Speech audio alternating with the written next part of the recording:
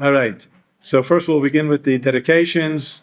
All the Shirim on Wednesday morning, Beit Midrash program in Rechavia are dedicated Leilui Nishmot, Daniel ben David and Limud bat Avraham Strauss, and Mordechai ben Moshe and Rezel bat Yosef Meir Marcus, Zevonam Levracha, parents of Judy and Menachem Marcus.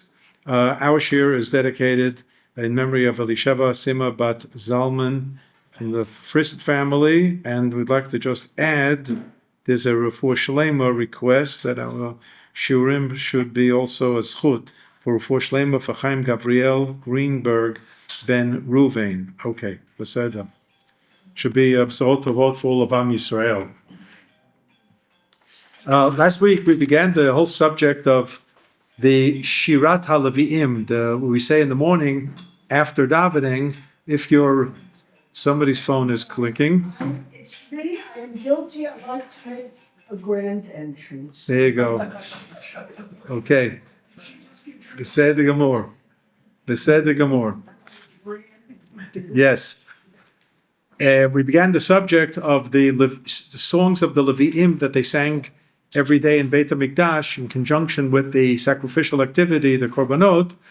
And today, as a type of Zecher LeMikdash, we also, you don't have to be a Levi to do this.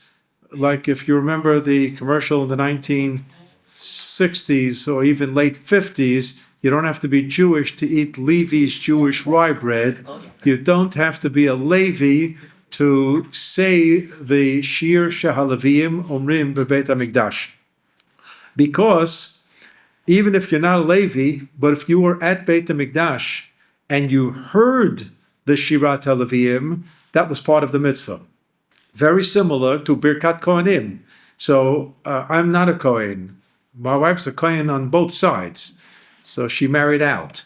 But a Kohen has a mitzvah of Birkat Kohanim. But somebody who's not a Kohen has a mitzvah lehitbarech al yedei Kohanim, to receive the brachot from the Kohanim. So when you go to shul, and I'm talking about men, women, and children, anybody in Beit Knesset, part of the tzibur, receiving the brachot from the Kohanim, there is a fulfillment of the mitzvah. That's what the Lamdanim of Brisk would call a kiyum ha-mitzvah. So there's no chiyuv, there's no obligation that I have to be in shul to hear the Birkat Kohanim. There's no such obligation. But if I'm in shul and I'm hearing the Birkat Kohanim, I actually am a recipient of the brachot, and that's part and parcel of the mitzvah. So too, with regard to the Shir Shehalavim or Omrim Beit Mikdash, you don't have to be a Levi to be participant in the Zecher LeMikdash factor, because even in Beit HaMikdash, those who were not Leviim were able to absorb the songs of the Leviim, and that was part of the mitzvah. So that's why we have this. Now, where do we get this from? If you take a look at source number 4, there is a thing called Mesichtot Ktanot, small Masechet. That's an optical illusion. It's one of the, Masechet Sofrim is one of the largest. Why is it called Masechet Sofrim? So you'll pardon me, but there is major leagues and minor leagues in baseball, right? So there are major league Mesichtot. The Mesichtot, those sections of Gemara that are part and parcel of the full Shas. And then there are minor Mesichtot, even though they're long. And they deal with subjects that never made it into the official Mishnah. So they're called Braita. Some of those Braitot were codified in a corpus called the Tosefta. And the word Tosefta means additional or supplementary. So supplementary Mishnah would be Tosefta. Tosefta is very, very authoritative, but not as authoritative as the Mishnah, which means if you have an halacha in the Mishnah and a dissenting opinion in the Tosefta, then clearly it's what the Mishnah has is going to carry the day. That's no question about it. But the Tosefta sometimes becomes important because it expands on things that are in the Mishnah, and for whatever reason, for whatever editorial reason, Rabbi Yehuda Nasi left it out, but nevertheless, they were passed down through generations as oral traditions, and some of those oral traditions pop up in the Tosefta. So that's why the study of Tosefta is actually important. So that's one type of external to the Mishnah corpus, and the other is called the Masechtot Ktanot.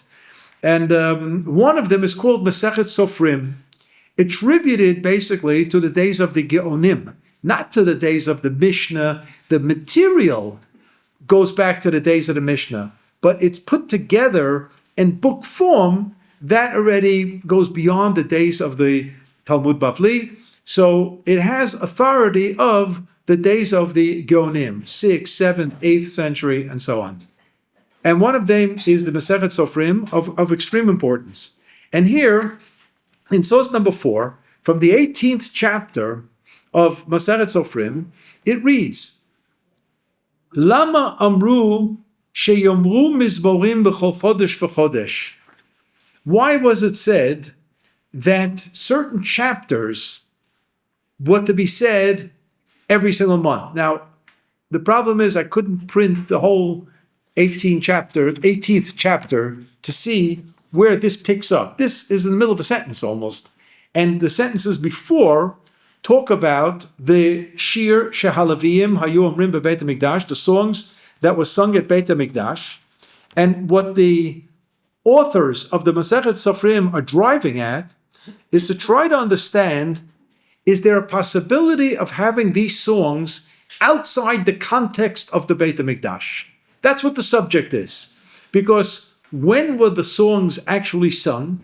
So in Beit HaMikdash you had the Korban, and associated with the Korban, for those doing now Masechet Minachot in the Daf Yomi, you have the Korban Mincha. So you remember from our Musaf davenings, Uminchatam v'niskehem kimedubar. So there were Korbanot Mincha, which are grain offerings, and I'm just parenthetically saying that when we lived in Beersheba, we were taught by our Tunisian brethren that the Korban Mincha, that when people eat couscous today, is to remember the Korban Mincha in the Beit HaMikdash, because couscous is nothing but solet, shemen, and spices. And that's what the Korban Mincha was, solet, shemen, and levona, which were one of the spices.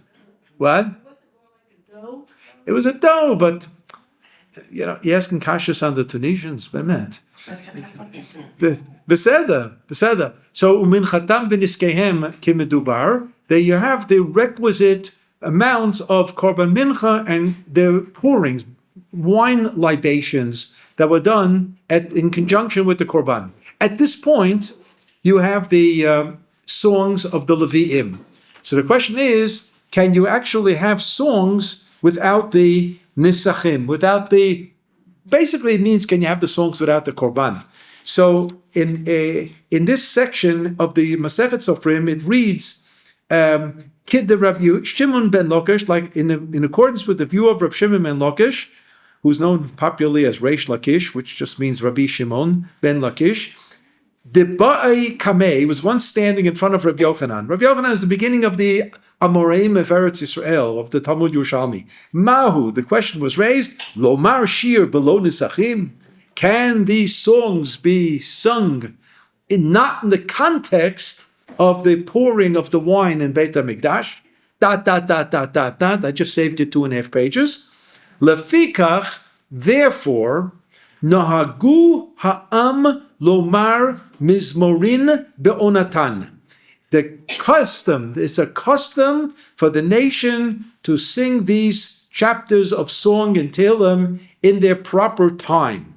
So what is the proper time? Ditaninan taman. Yes, there is actually a Braita that's found, made its way into the Gemara, into Masechet Rosh Hashanah, and we're going to see where this comes from in a second.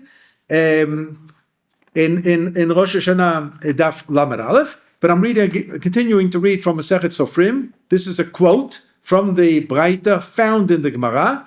Shir Shahalavim Omrim Beveit HaMikdash. Here it is. The songs that were sung in the Beit HaMikdash. Bayom Rishon, on Sunday. Hayu Omrim Lashem Haaretz Umloa Tevel V'Yoshveva. That's the Tilim Perek of Dalet that we say on Sundays. Basheni hayu omrim b'veit omrim gadol Hashem umulal ma'od be'ir Elokeinu har kodsho. B'shlishi hayu omrim. All you have to do is open up a siddur and see if this is correct. B'shlishi hayu omrim Elokim nitzav badat kel b'kerev Elohim yishpot. We said that yesterday. B'revi'i hayu omrim this morning kel nekamot Hashem kel nekamot Ofia. B'chamishi tomorrow hayu omrim harninu le'Elokim uzeinu hariu le'Elokei Yaakov. Shishi on Friday hayu omrim Hashem malach geut lavesh Hashem oz itazar aftikon tevel baltimod. And on Shabbat, so for those of us who don't go to shul regularly or may not say the Shir Shel Yom during the week, but certainly when you're in shul on Shabbat, you hear Mizmor Shir Liyom HaShabbat. Hayom Yom Shabbat Kodesh. Some Ashkenaz shuls say it after Musaf. Some Ashkenaz shuls here in Yerushalayim and all of Sfaradim say it after Shacharit. There happens to be a machloket. Isn't that nice? A machloket. If there wouldn't be a machloket, the world wouldn't turn, right? When exactly did the Leviim sing the Shirah, the songs, on a day that there was a Korban Musaf, which is Shabbat, Rosh Chodesh, and Yom Tov?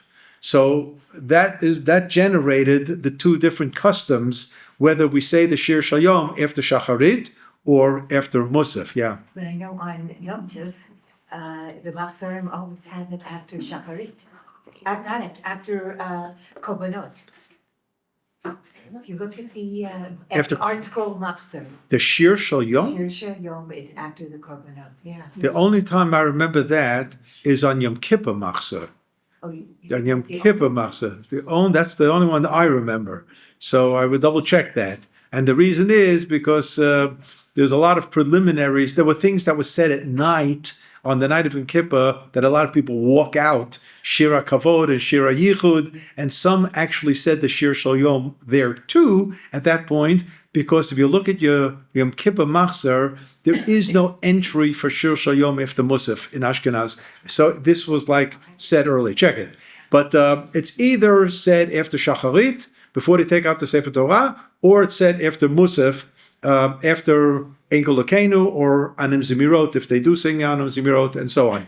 So you just do whatever the shul does, but what's behind that, governing that machloket, is the very core question: when exactly did the Leviim sing the Shir Shehalavim Hayu Omrim B'Beit HaMikdash? When was it?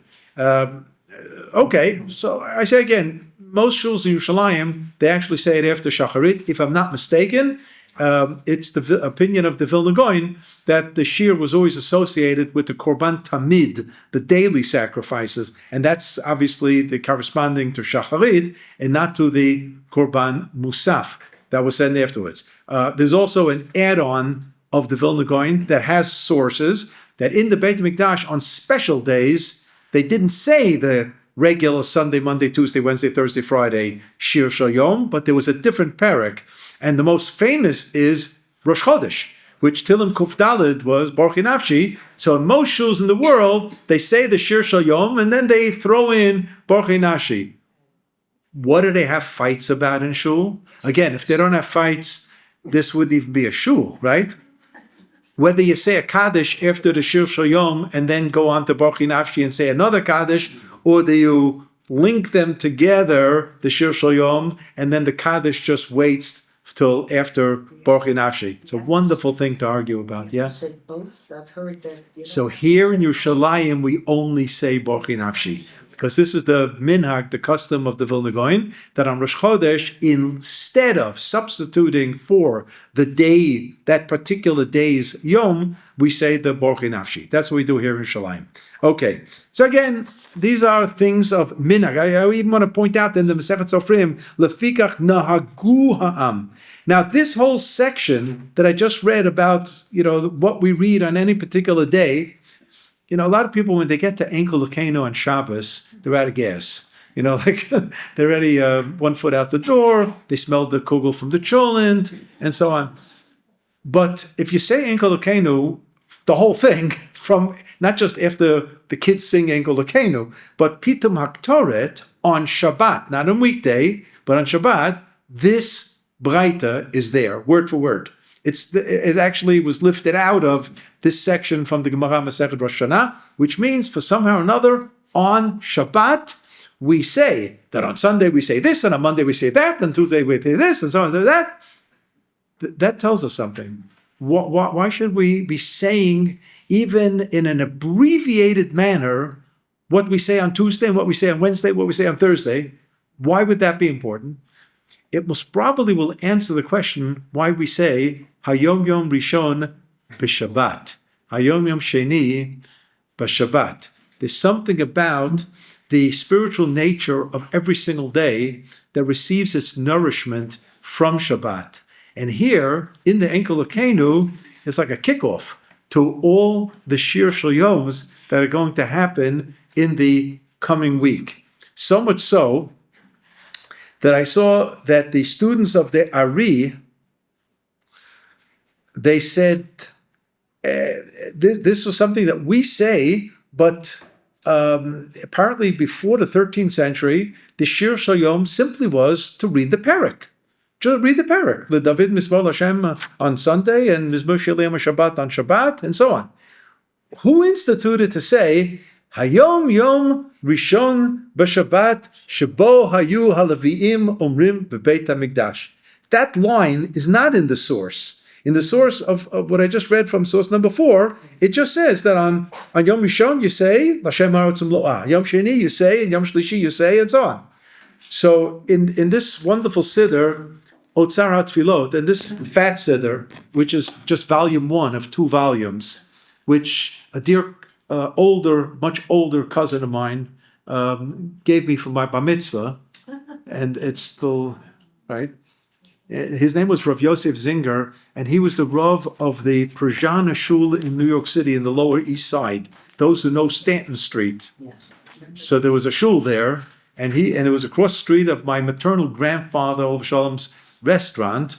So I actually davened in this shul where my dear he was older than my father. So, but he was a cousin, not a first cousin. He was a mishpucha, as they say. He was also my parents' shatrin. So, did I get that right, Libby? He was my parents' shatrin. So he was a gingy, a redhead. So in the family, he was called the Reuter Yossel, the gingy, the red Yossel Zinger. A very, very, very fine person and a big Baal Chesed. So and this was a whopper of a bar mitzvah gift, 2 volumes, and I still use it. TORAH Tfilot. It's an anthology of Perushim on Tfilot. So he quotes here the students of the Ari who said that we say Hayom Yom Rishon b'Shabbat Shebo Alavim Beit Mikdash. When we should have kavanah, we have proper focus that something of the, let's call it the overdraft or surplus of the neshama yetera of Shabbat spills over into the next week. What does it mean, neshama yetera? There is an additional spiritual dimension that every Jew has every single Shabbat. For what purpose? Well, if you want to be a Litvak and, just stay away from all kinds of interesting spiritual notions, so then you quote Rashi in Masechet Beitzah, who says that this Neshamat Yitera is to give you an additional gastronomical push, because on Shabbat we're supposed to eat another meal. The Rambam tells us that daily we should be eating 2 meals, and people would eat 2 meals. But on Shabbat, because of Oneg Shabbat, you upgrade to 3 meals. This is before people would eat 3 meals a day. So people were eating 2 meals a day, so Sudash Lishit meant an additional meal. And even the other meals were supposed to be augmented by basar v'dagim v'chol matamim that we sing in the Zmirot, with good meat and good fish and good this and good that and so on. And obviously, you give some thought to what your Shabbos meal is going to, what the menu is going to be before you go shopping on Wednesday, right? You know what your Thursday and Friday is going to look like in the kitchen, and you upgrade this. So a human being has a certain amount of need for food, and when you become satiated, the body tells you you're not hungry any longer. The Rambam actually tells us don't go overboard. when that signal hits that you've had enough, that's it. That's it. Unlike when you would go to, and I love the scene of the American weddings at the Viennese table after the smorgasbord, full smorgasbord, I may add, which in itself is a meal. And then they serve a whole meal after the chuppah, right? My younger brother used to say that the whole reason there's a chuppah is to be mafsik, to make a hefsik between the smorgasbord and the dinner. Because or else, so then they roll out this Viennese table, right, with all these puddings and chocolate cakes and whipped creams and everything, and you'd think it was after Tisha B'Av, by people pouncing on the table like they haven't seen a morsel of food that day. It's unbelievable. So the Rambam tells us that when you feel that there's no longer an urge to eat, stop eating. But on Shabbat, we don't want to stop eating because it's Onik Shabbat. So you need something from a Kadosh Baruch Hu to somehow change the gastric juices in you that will allow you to still be a little bit more hungry for another meal, and in each meal for the extras. And that's how Rashi understands the Neshama TORAH. And I used to think, before I saw this Rashi, I said, I can't believe it. I used to think there's something downright spiritual about Neshama TORAH, and now you're telling me it has to do with the gastronomical needs and so on. But that's Rashi. But then, of course, there are other takes to what the Neshama TORAH is, and that is that on Shabbat, you just don't have your normal needs in life. It's not that you don't need to be healthy. Of course you need to be healthy. But it's not on your concerns of your Shmona Esrei. The Shmona Esrei is our life's agenda. It's divided into personal needs and national needs. Whether it's wisdom, da'at, and tshuva, and kapara, and health, and sustenance, parnasah, these are personal needs. But then there are national needs, kibbutz goliyot, in gathering the exiles, and so on, reconstituting the Sanhedrin. Those are the brachot of Shmona Esrei, morning, evening, and afternoon. Shachar, mincha, marav, of our needs. But Shabbat, that's gone. What do you have? One bracha in the middle that speaks about the sanctity of the day, Mekadesh HaShabbat. So I remember Rav Lichtenstein, Zichrono Livracha, gave a speech once. It was actually at a shloshim of one of the boys in the Yeshivat Har Etzion who fell, and he spoke about the needs that we have on Shabbat. Katshenu b'mitzvotecha, b'tein chelkeinu b'toratecha, sabeinu mituvecha, v'samchenu b'shuatecha, v'taher libenu lovdecha be'emet. These are spiritual needs. So it's not that the tefillah on Shabbat is without bakashot, without requests of needs. It's just that our agenda is different. And that has all to do with the Neshama TORAH. That on Shabbat, we shift gears into a different, and focus on different set of needs. So that's what the Shmona Esrei is all about. So here, the Talmidim of the Ari, the early Kabbalists of 13th century, so they said that we should begin saying the Shir Shel Yom with this line, Hayom Yom Rishon b'Shabbat, Shebo Hayu Alavim Omrim Bebeit HaMikdash, and have kavanah that the Neshama TORAH that was with us on Shabbat didn't just walk out on us. Some people believe that the very reason that we smell besamim at Havdalah is because of the loss of the Neshama TORAH, and you're ready to faint.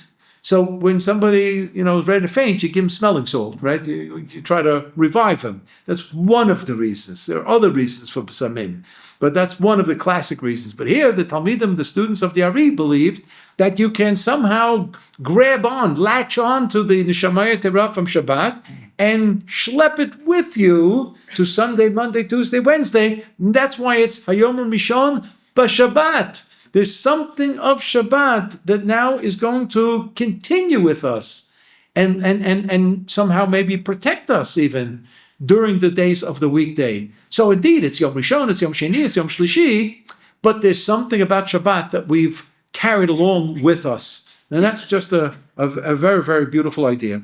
So now I go back to the end of source number 4, where it says, B'Shabbat hayu omrim, Mizmor shel Yom HaShabbat, Mizmor shir le'atid lavo, L'yom shekulo Shabbat u'menucha l'chayei olamim. There's something about Shabbat that is everlasting, speaking euphorically about the period of Mashiach. It's going to be a type of Shabbat existence of sorts. However that will look, we'll just have to find out. We don't know yet, and so on. And then it ends with Shekol HaMaskir Pasuk Be'onato. Anyone who mentions these shirim in their proper season, time, which means by day, as they did it in Beit HaMikdash, Ma'aleh alav ki'ilu bana mizbeach chadash v'ikriv alav korban. It's tantamount to having the mizbeach up and running and functioning.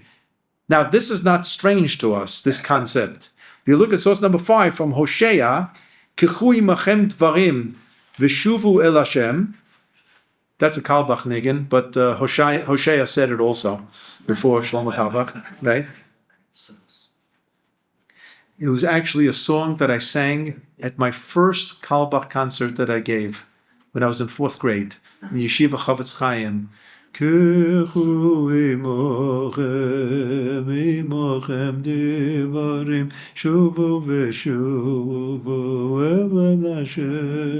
Right, that was a long time ago I sang this. Yeah, but then he says, Imru elav kol tisa avon v'kach tov unishalma parim svatenu. We will pay our debt of the oxen, of the animal sacrifice, with our lips. And this now becomes a whole halacha that by saying the requisite psukim and perhaps even learning the requisite halachot of the korbanot, the very verbalizing of the parshiot of the korban, Kadosh Baruch Hu will consider it as if we offered the korban itself. You have this in the Siddur, in the section of korbanot, where many times it will say, Yiratzon tuteshetei amirazu ki'ilu ikrafti, as if I brought the following korban. So that's something that's known. Yeah? Why are the fields we say every day, Shel Yom's different from the ones that we say? Because some of them don't match. Which don't match? They match exactly, no? Sunday is Lashem Haaretzum Lo'ah. Monday, it's correct. Those ones we say about? This is exactly what we say every day. Exactly. And this section of the Braita found in Masechet Rosh Hashanah was cut and grafted onto the Enkel Elokeinu of Shabbat. You open up a siddur of davening of Shabbat, you'll see it. You'll see it right there. And some siddurim even give you the source for it. But here you have an idea that it's clearly in the category of the Zecher L'Mikdash, that if we do it, Kadosh Baruch Hu will consider it as if we've brought the korban. Let's take a look at the very, very first. And so go back to source number 2, which is the Tilim Kaf Dalet for Sunday. LeDavid Mizmor, Lashem Haaretz Umlo'ah, Tevel V'yoshveva. God is He owns the world and everything in it, all the places where human beings reside. It was pointed out by the Parshanim on Tanakh that Lashem Haaretz Umlo'ah means the entire globe. The entire globe belongs to HaKadosh Baruch Hu. And on the globe, there are some continents that are, for human beings to survive and reside in. That's the Tevel V'yoshvei. So it's broken down because it's human beings that we're going to be talking about now. We're not talking about the fish in the water. We're talking about human beings and relationship to HaKadosh Baruch Hu. Ki hu al yamim yisada bal nahorot yochaneneha. He established the earth with the rivers and the oceans and the rivers. And in all that great globe, it all boils down to one point. Mi yaleh bahar Hashem. Who can ascend the mountain of God, and who can remain there in that place of sanctity? What are we talking about? Where is the Har Hashem? Where is the Makom Kacho? One dot on the globe. It's Har HaBayit. It's the mountain of Beit HaMikdash. And which human being can gain somewhat limited access to that Har Hashem. And even when you start climbing it, it's a struggle because you'll never get to the top. And even maintaining a certain height of accomplishment, there's constant slippage. And that's what it means, Mi aleh b'Har Hashem. Who do you think can go up to ascend Har Hashem? You think everybody? No.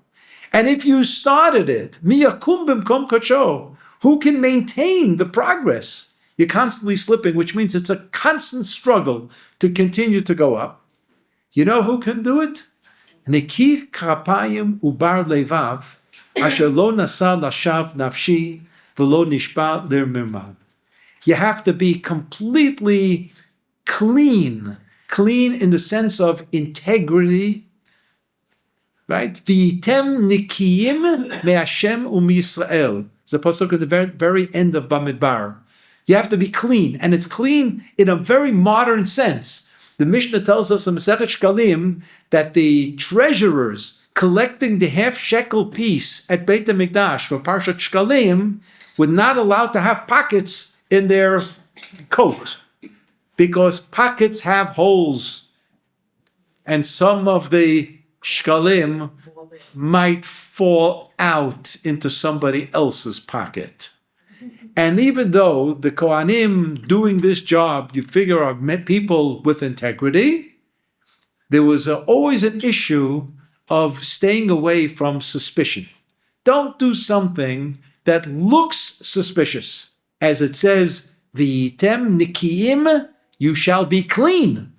Not only from Hashem, but also miYisrael. You got to be clean on all levels. From HaKadosh Baruch Hu. Shlomo Melech said it in his own way in Mishlei. V'nisachein v'sechel tov be'enei Elokim ve'adam. It's not only important, to be okay with HaKadosh Baruch Hu, you have to be okay with human beings as well. And when you study the Aseret HaDibrot, and you have 2 luchot, there's 5 against 5. And the Parshanim explain the first 5 are between man and God, ben adam lamakom. The second 5 are social, between man and man. So Chazal say, and Rashi brings this right away, Vaydaber Elokim et kol advarim ha'eleh. There's a headline, and God spoke all of these things. Then it gets started. What does that mean?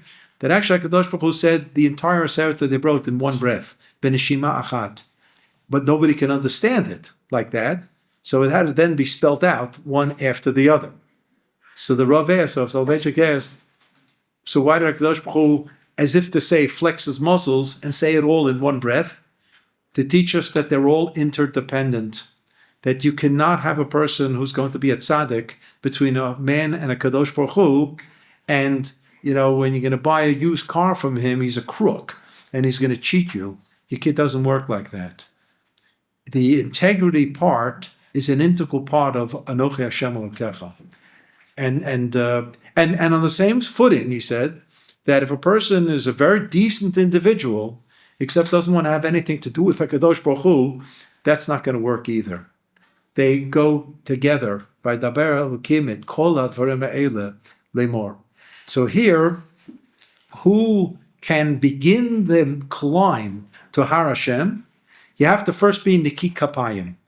Your palms of the hands have to be clean. You have to be a person, an individual with integrity. Second, Bar Levav. That means your thoughts have to be also in the right place. And Lo Nishba L'Mirma. You don't swear falsely. Mirma means in a cunning way, in a round a bending way. Also, in a not straight way, but the point of nishba is an oath always has to be articulated. And what you have here are the big 3. Beficha bilvavcha la'asoto, from Parshat Nitzavim. That the Torah teaches us that we are human beings, and we can serve HaKadosh Baruch Hu with our minds. There are mitzvahs that you can sit tight and not lift a finger and fulfill the mitzvah. Think about HaKadosh Baruch Hu, Ahavat Hashem. There are mitzvahs that are in the mind. That's bilvavcha. And then there are mitzvahs that have to be articulated. Tfilah, Birkat Hamazon, Birkat Kohanim, and so on. Things that you have to say, beficha. And then, most of the mitzvot, you have to act upon. La'asoto. You have to pick yourself up and do it. Okay, so here, David HaMelech is saying, you've got to be okay in all three departments. Neki chapayim, uvar levav, asher lo nasa lashav, nafshi, velo nishba lir mirma. Now here it says nafshi. Nafshi means David HaMelech is speaking about himself, about human beings. On this word nafshi, there's what's called a kri and a ktiv, a way the tradition says to write it, to spell it, and a tradition how to say to read it. What I printed out here is the way it's read. This is the way we say it. Shel lo nasa lashav, nafshi, my life. But the spelling in Tanakh is nafsho, his life.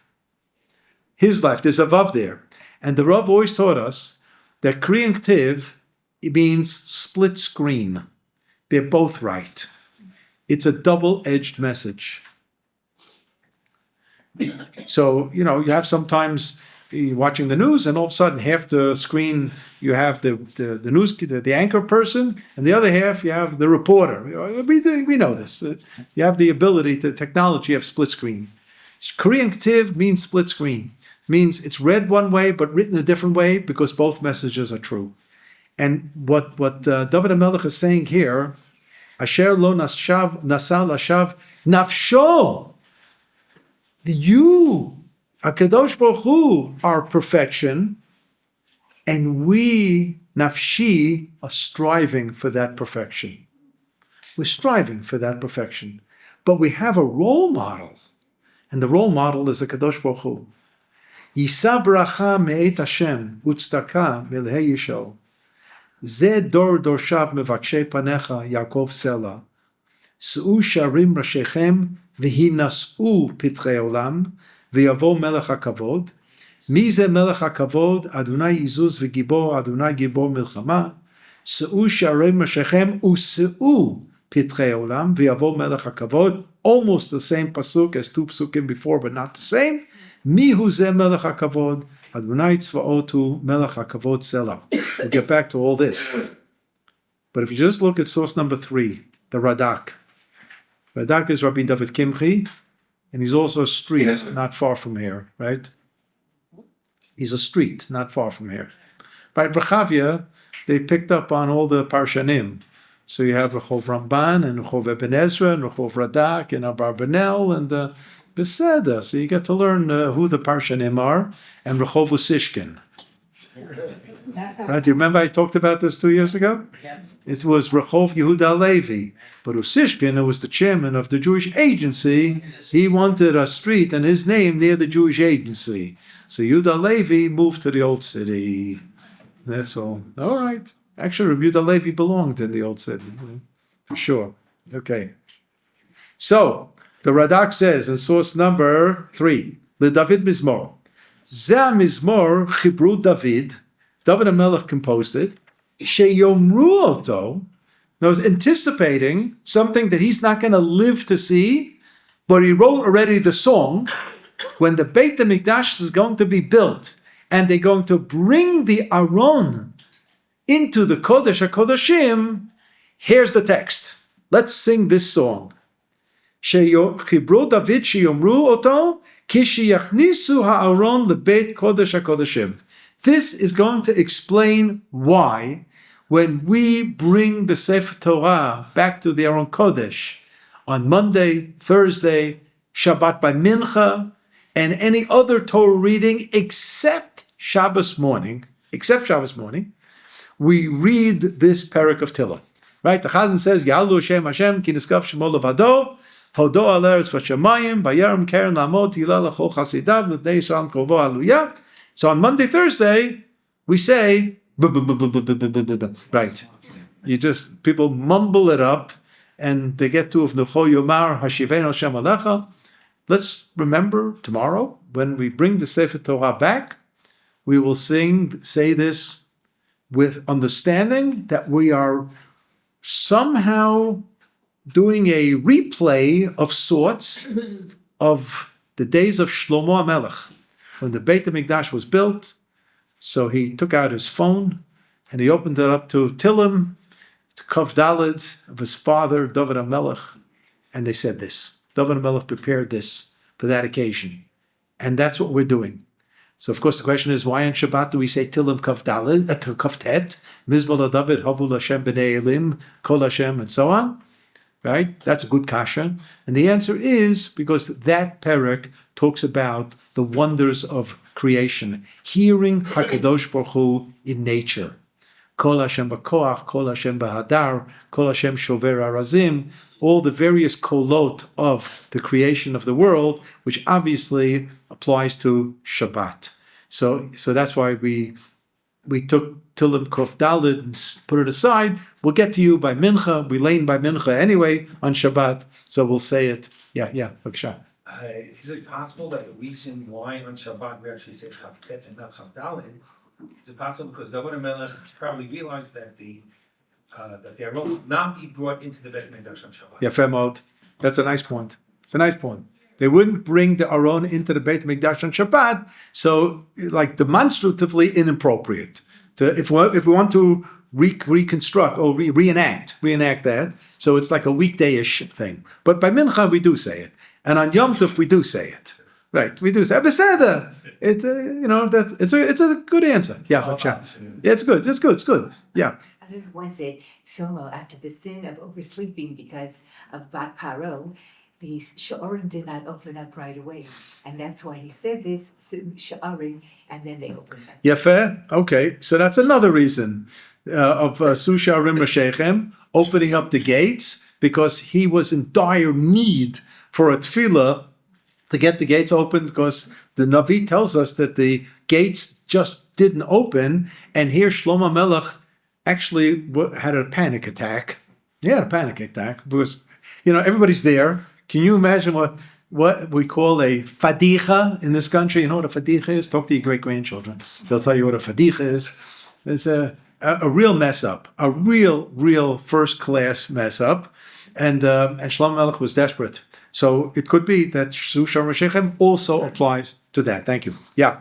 So now you have one of the applications. So now we know that we say it on every Sunday. Why on Sunday? We'll see in a second. We say it every single time we bring the Sefer Torah back to the Aron Kodesh to reenact that moment of Shlomo Melech taking the cue from his father David to say it, except for Shabbat, as we said. And now try to find out why it's the Shir Shayom of Yom Rishon. So let's continue in the Radak.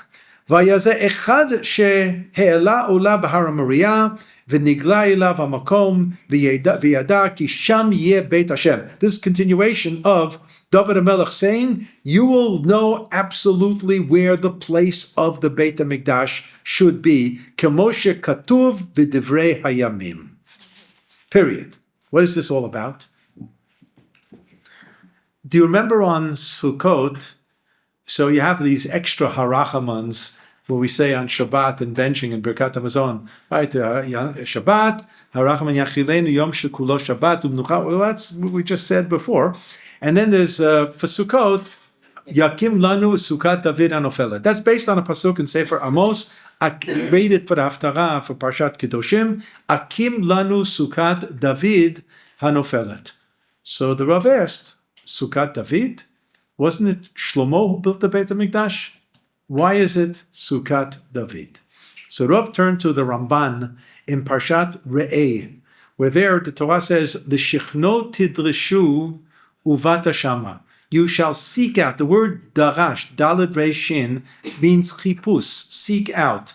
Dirshu Hashem behimatz'o. Seek out HaKadosh Baruch Hu, where he is to be found, in Yeshayahu. V'darashta v'charkata. You should search and investigate in terms of interrogating the witnesses. So the word drisha v'chakira, darosh, means seek out. L'shichno tidreshu means seek it out. Now, why is that important? Because throughout Parshat Re'eh, more than 12 times, I'm not sure if it was 13 or 14, but it's for sure more than 12 times, it says, El hamakom asher yivchar Hashem l'shaken shmo sham, to the place that God will choose. Now, the understanding is that when this will become a reality, some Navi is going to tell us where it is. And that's it. And speaking in the name of Hashem, how in the world is a human being supposed to know? El hamakom asher yivchar Hashem l'shaken shmo sham. Where is that place? Obviously, some Navi comes to Torah and says, no, don't wait for the Navi. You seek it out. L'shichno tidrishu uvata shama. You snuff out the place. Try to locate it. At the end of the day, a Navi is going to give you a pat in the back and give you a hechsher. You got it. But who was the one who actually did it? It was David HaMelech. And the Ramban says David HaMelech fulfilled this pasuk of l'shichno tidrishu uvata shama. Yes, there was a Navi, Natan HaNavi said, it's the right place. It's the right place. And from then on, something unique happens with Beit HaMikdash. Today is Gimel Shvat. Doesn't mean a lot to a lot of people, except that it's the day after the second and before the fourth. But our Rabbi had Yortzeit. The Rav had Yortzeit for his father on the 3rd of Shvat, and he gave a marathon Shir on the night of the 3rd of Shvat. It was just called the Yortzeit Shir. I'm not exaggerating, a 4-hour Shir with no interruptions, and it was in Yiddish. Some of those shiurim have been published. Some have been, somehow abbreviated, whatever. We have many of those shiurim, not all of them. But the Rav spoke about Beit HaMikdash. And in his style, he refers to the Rambam when he talks about the laws of Beit HaMikdash, and he tells us there's a mitzvah to build a house that's appropriate for sacrificial activity, appropriate for aliyah l'regel, and the pasuk, the verse that effectively activates this mitzvah is in Parshat Truma, ve'asu li mikdash. That's what he quotes. Okay, but then very end of the Mishneh Torah, the Rambam comes back to this mitzvah in the context of OUisrael has to fulfill 3 mitzvot when they get into Eretz Yisrael, which are mitzvot that are binding only on the nation. And then, of course, the question is, who's missed the nation to do it? That's a shir in itself. One is to appoint a king, the second is to eradicate Amalek, and the third is to build the Beit HaMikdash. And there, the Rambam cites psukim, and with regard to the building of Beit HaMikdash, he quotes Parshat Re'eh, the Shichno Tidrishu Uvat Hashama. He seems to be talking about the same mitzvah that he did earlier on in the book, but he quoted earlier from Parshat Truma, Ve'asu li Mikdash.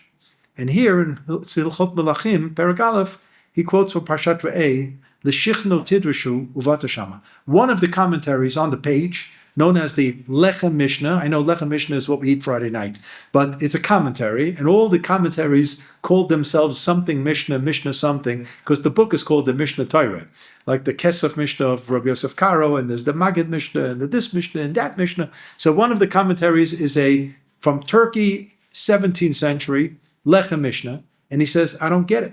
Why did the Rambam change the pasuk? He's talking about the same mitzvah. And he throws up his hands. Tzarich iyun, he doesn't know why. But the Rav came along and gave a great answer, because the Rambam's talking about 2 different aspects of Beit HaMikdash.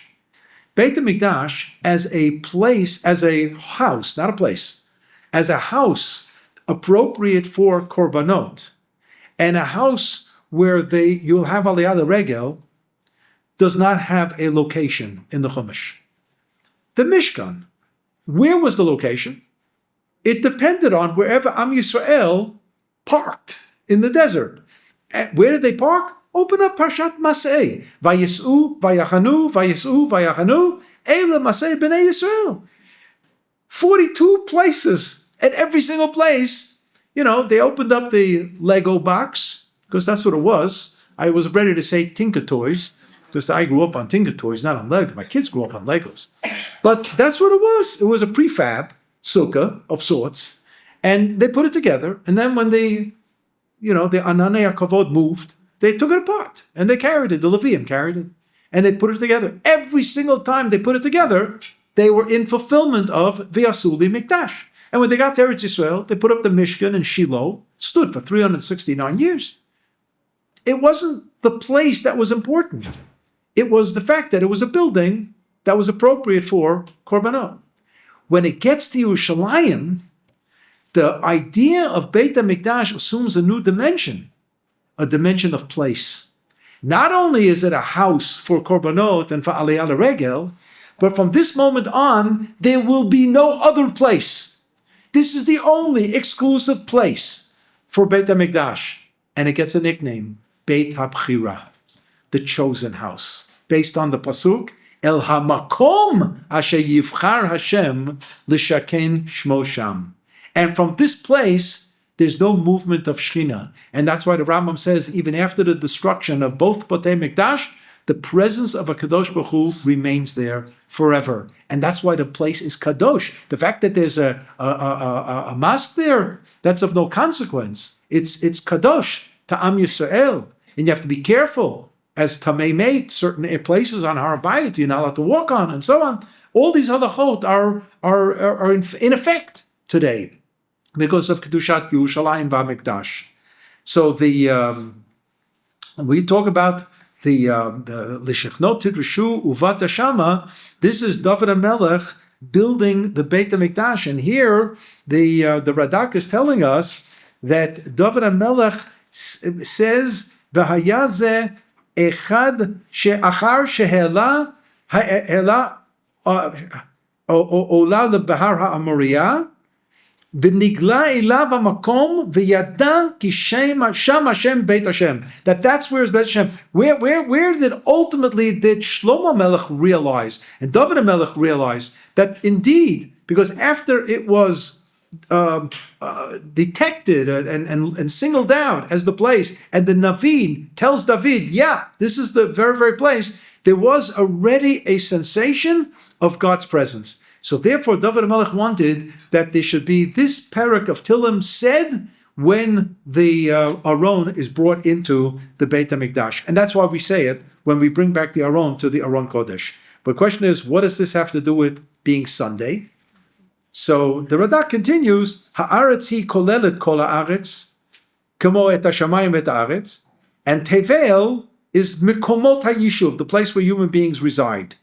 Lefikach amar, that's why it said im with the word haaretz umlo'ah, everything about the haaretz, and when it said Tevel, it said v'yoshvei and the inhabitants. But now let's try to understand what this has to do with Sunday. So let's drop down to number 6. Source 6, it might be on the other side, right? On your page.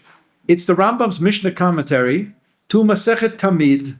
And it says there also the Shir Shel Yom that was sung in the Beit HaMikdash. Kvar nitnu ta'amim b'Gemara Rosh Hashanah. The reasons were given in the Gemara Masechet Rosh Hashanah. Madua bacharu mizmarim elu liyamim alalu. In the Mishnah in Masechet Tamid, which is all about Beit HaMikdash, all it tells us is the choice of the chapter that the Levium sang. It doesn't tell us the reason.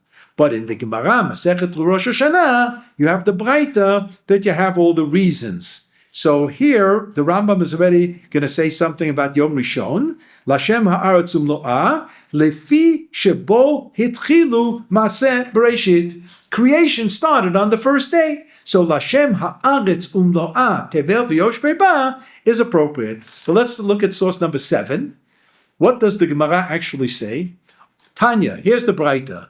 Rabbi Yehuda says in the name of Rabbi Akiva, Barishon hayuma yuomrim. What did they say on Sunday? What did they sing on Sunday in Beit HaMikdash? Lashem ha'aretz umlo'ah. Al shem shekana v'hikneh v'shalit ba'olamo. He owned it, he gave over or transferred ownership, and he ruled in the world. What does that mean? Jump to number 8. Look what Rashi says about this. Lashem ha'aretz. Rashi says, Kol ha-mizmor. Don't get the wrong idea that the Levium just said the first 2 words. Le David mizmor. They said the whole chapter. Kol ha-mizmor. Shekana. He owns Shamayim va'aretz. Hikneh, transferred the ownership to Tevel, to whom? To Tevel liyoshvei ba, to the residents of the people, the inhabitants. Klomar, koneh kidei lahaknot, Rashi says. He owns it with the purpose of giving over, transferring ownership. V'shalit ba'olamo, and he was the ruler of this world, yichidi, alone, on day one. Shelo nivru hamalachim ad yom sheni. The angels weren't created until day two, which means on day one, HaKadosh Baruch Hu is the only one there. Now, we're not through with this page. We're not through with this page. Maybe I'll have another page next week too, but I'm going to ask for the page back so I'll be able to give it to you. Once I'm not finished with the shir. What does it mean, koneh v'hikneh? So the Rav explained, ownership is a function of creation. Why, if you have a factory and you're making chairs and tables, by what virtue is the chair and table yours? They were pieces of wood, or they were metal, metallic substances, and so on. They were what's called raw material. You took the raw material and you made it into a chair. You made it into a table. You took raw material and you made it into a picture. And it's yours. By what virtue is it yours? Because you made it. The acquisition is automatic if you are the one who made it.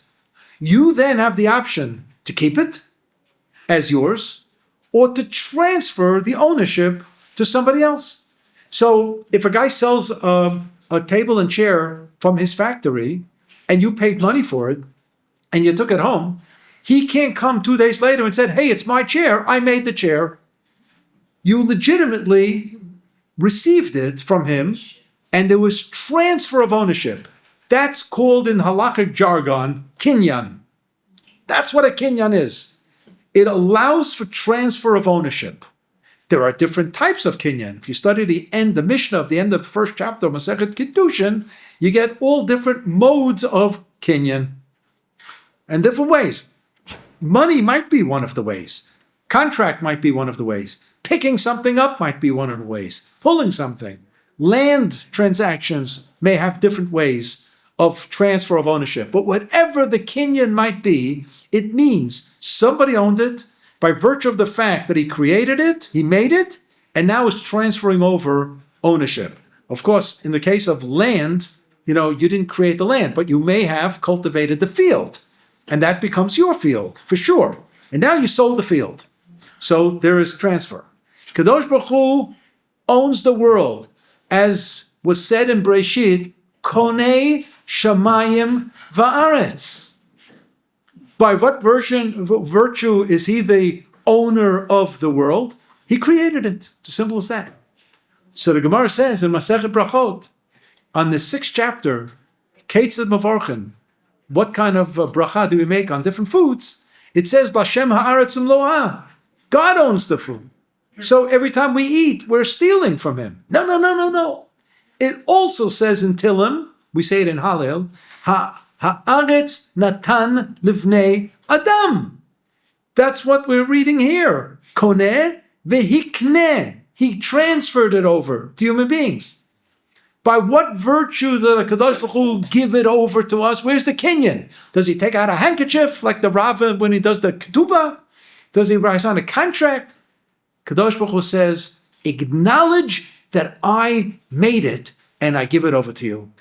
Baruch atah Hashem Elokeinu melech haolam shehakol niyeh bidvaro. Now it's mine.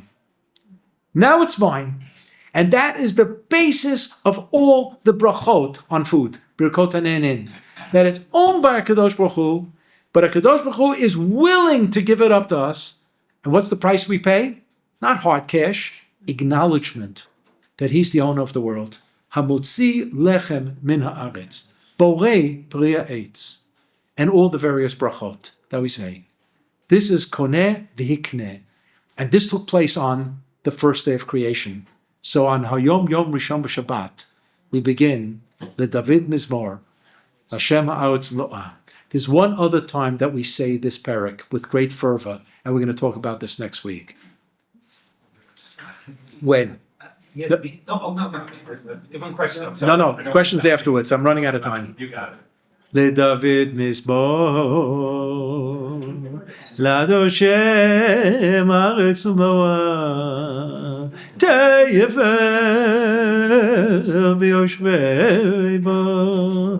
When would you hear that in Shul? Rosh Hashanah Yom Kippur by Ma'ariv. Yom Kippur by Ma'ariv. All right, we'll talk about this next week.